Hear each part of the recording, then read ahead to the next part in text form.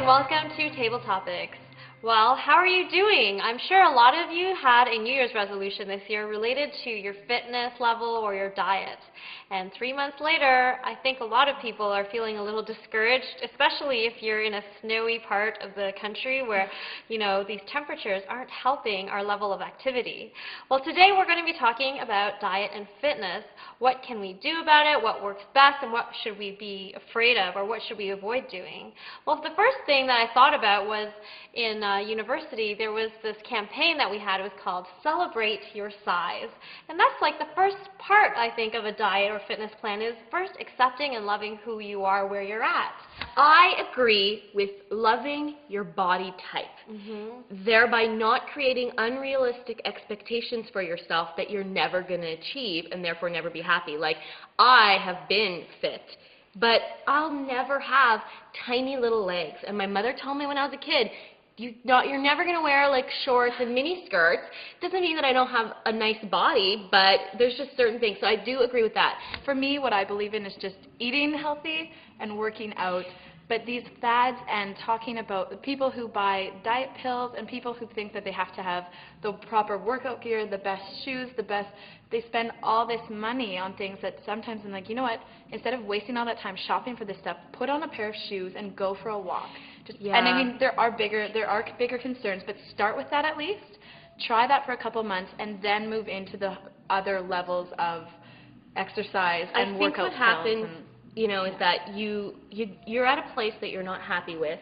You've gained weight. You don't know what to do, or you've always been heavy, and you don't know what to do to fix that. Like people have careers in fitness and health, and so if you're just not knowledgeable about it and you're stuck in a body situation that you're not happy with, you go for, it can be as, simple as overspending on a gym membership or shoes or things that you think will fix the problem but don't, and it can get as bad as bulimia, anorexia. My best advice for someone, if you're going to invest in anything at all, is invest in a trainer.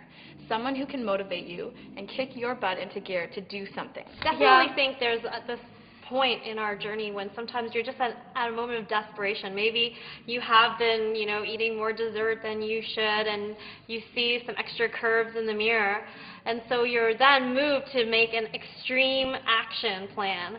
But the problem is extreme action plans usually, A, don't last long, and 2, can hurt your body. Exactly. I used to be fit, and I worked hard to be fit, and it's as simple as just eat less calories than you're going to expend.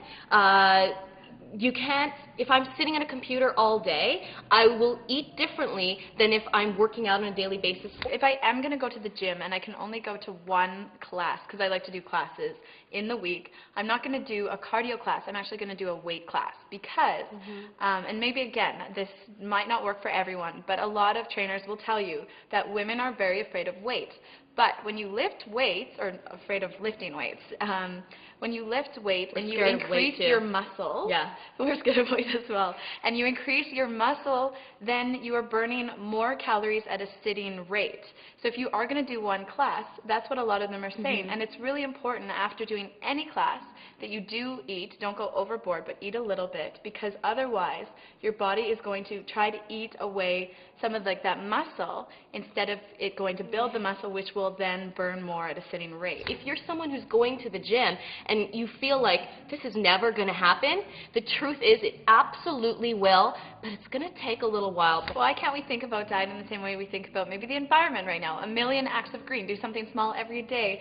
Same thing with your diet. Just do something small. Instead, if you only have 10 minutes and you're on your cell phone and you're talking to someone sitting on your couch, just go outside for 10 minutes, do a little walk around, and come back in. And I know it's easy to say and it's hard to do, but just if you try it a couple times, I genuinely believe that people get a high from working out, from going for a walk, from running. It's called endorphins. Yes. Ultimately, it's not about a short-term plan. It's about a long-term lifestyle change. Yes.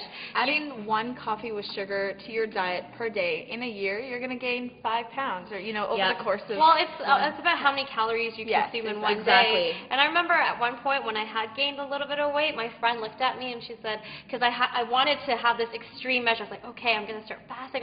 She's like, Lily, Rome was not built in a day. Exactly. And a lot of women have found Weight Watchers to be the key, because I mean, you need to know what you should and It's shouldn't knowledge. eat. Who tells Yeah. you that ketchup is packed with sugar and that it's actually really bad for you? Pasta sauce, juice. Exactly. I Who- was told by a nutritionist, a friend of mine, that always mix your juice with half water. There's And so much sugar content. Yeah, Some people or just say water. that even like diet pop can actually slow down your metabolism because your body is preparing for the sugar, and when it realizes Mm-hmm. it's not there, your metabolism might slow down, and secondly, you're probably going to eat more because you're going to feel hungry for all the lack of calories you're physically getting. Yeah, one diet I found makes a lot of sense, teaches you a lot about food, is that it's from a few years ago. It's the Dr. Phil Ultimate Weight Challenge.